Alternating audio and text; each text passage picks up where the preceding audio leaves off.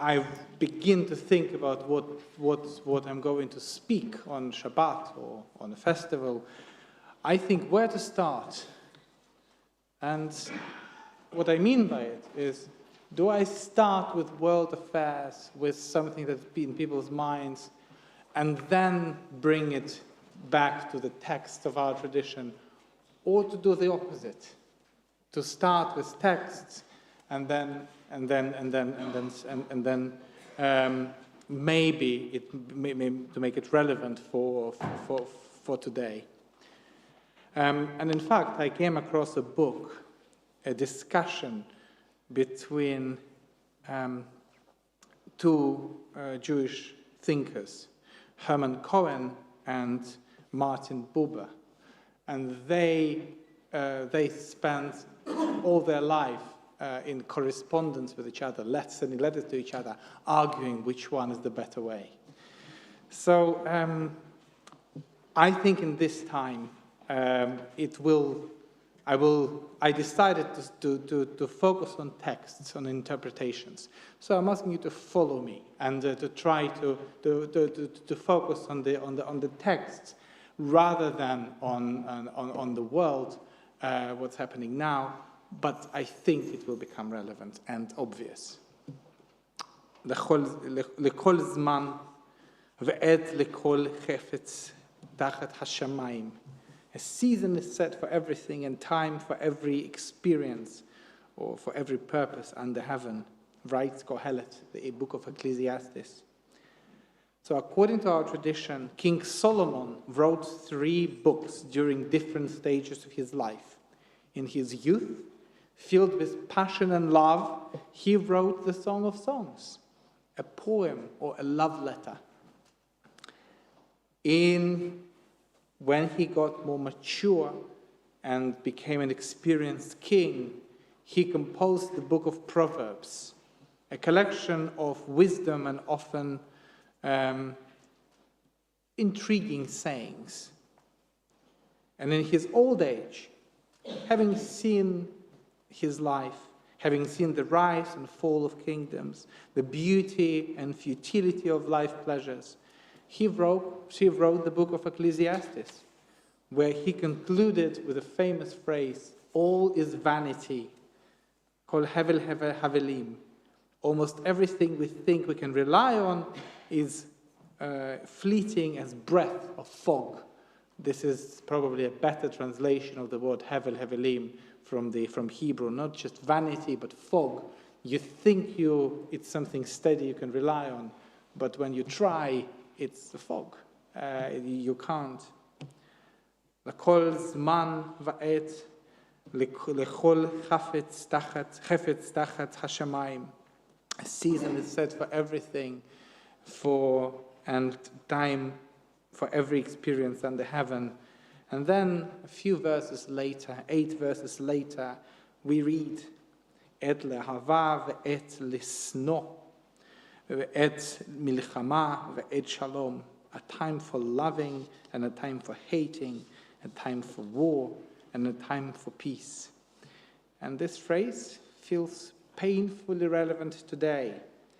The last few days have been the last few years have been a time for war, and the last few days are slightly more hopeful than a time for peace might be possible, at least in one part of the world.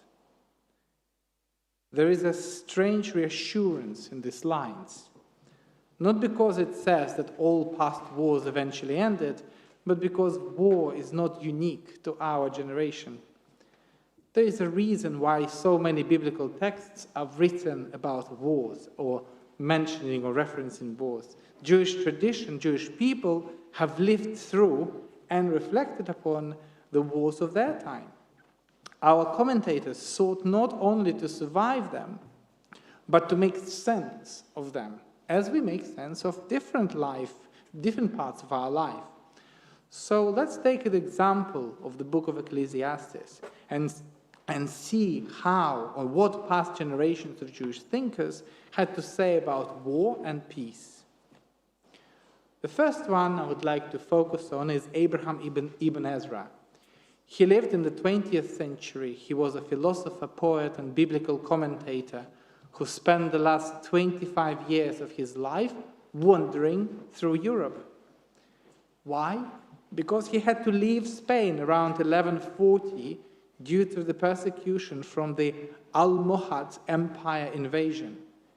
In his commentary, he takes a philosophical view on wars, and commenting on the opening verse, on the first verse of the chapter 3, a season is set for everything, he writes, a person, he writes, is obliged to act in its proper season. The beginning of times and their end balance one another. God has made everything beautiful and in its time. So his approach, Ibn Ezra's approach, seemed to be the world is harmonious. Things happen at their right moment, he writes, neither too soon nor too late. Birth and death, joy and sorrow, construction and destruction, all have their place in the great rhythm of life. Can this verse, can this approach give comfort to us? I don't know. Can this really apply for wars? Is there ever a right time for something so destructive?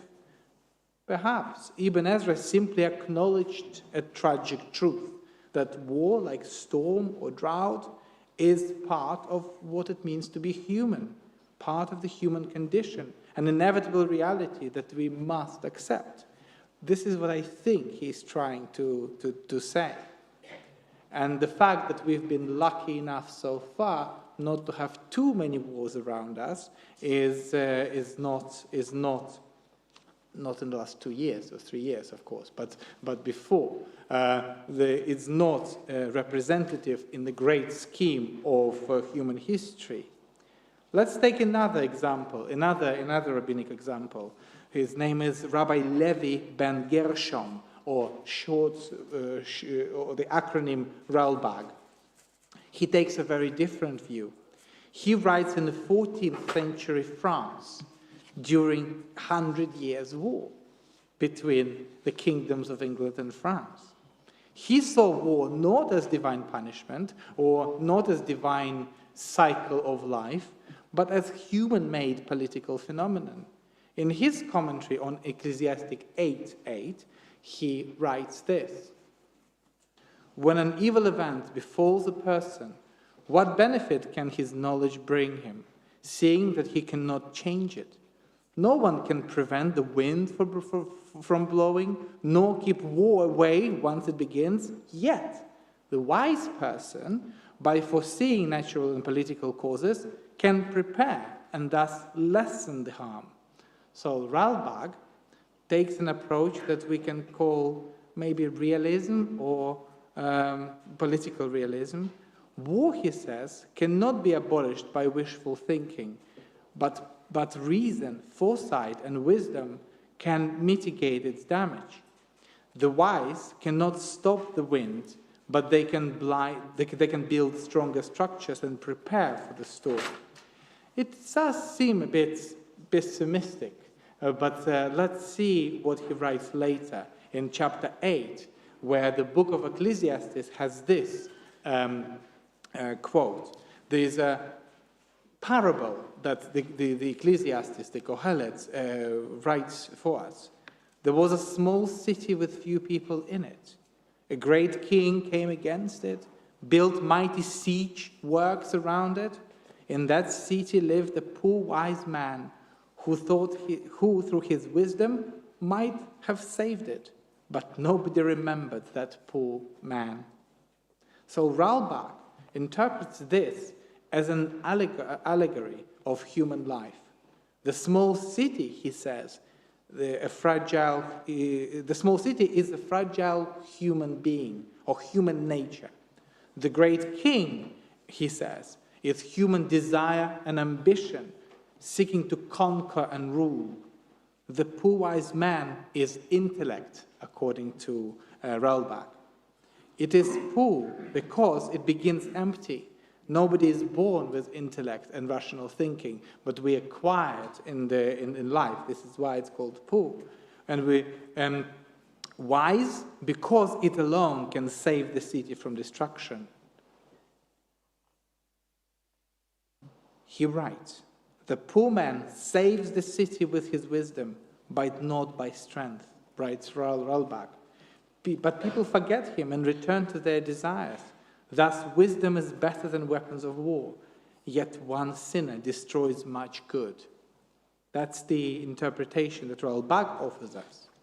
This commentary can be understood in different ways.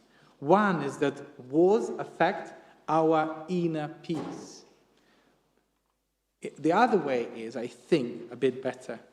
Wars around us, I think this is what Rabbi is saying, begin with the wars within us. When our inner world is ruled by pride, conflict, or anger, this great king metaphor in this parable, these emotions overflow into the outer world. And if we don't listen to the voice of reason, intellect, then the war breaks out within you. And when wisdom governs when wisdom governs our passions or emotions, when we remember the poor wise man within, peace becomes possible. In other words, the only way to achieve peace is to find peace within. Any peace is fragile. It only requires one misstep, one act of anger for the conflict to return.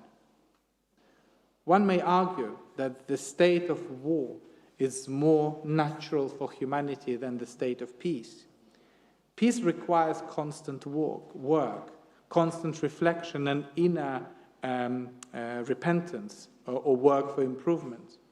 War begins within, inside, and the possibility for lasting peace must start not only with the lack of fighting, but with deep inner reflection. We read Kohelet, the book of Kohelet on Sukkot. This festival is itself a meditation of vulnerability and impermanence. We step out of our solid homes into fragile tents, exposed to the wind and rain, and yet we call it Zman Simchatenu, the season of our joy. Peace and happiness don't depend on walls of certainty, but it is the state of being inside us. You can rejoice outside without the warmth, without the clear structure and safety. You can still find happiness there, in a tent, in the rain.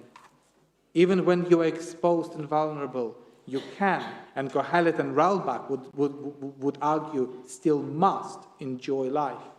Choose life and do your best to be that inner small voice of wisdom, conscience, reason, honest reflection, and that will eventually bring us peace. Not the peace that is simply the lack of war, but the inner peace, the lasting peace, and the peace that requires this voice, this still small voice of conscience, reason, and reflection within us. Shabbat Shalom.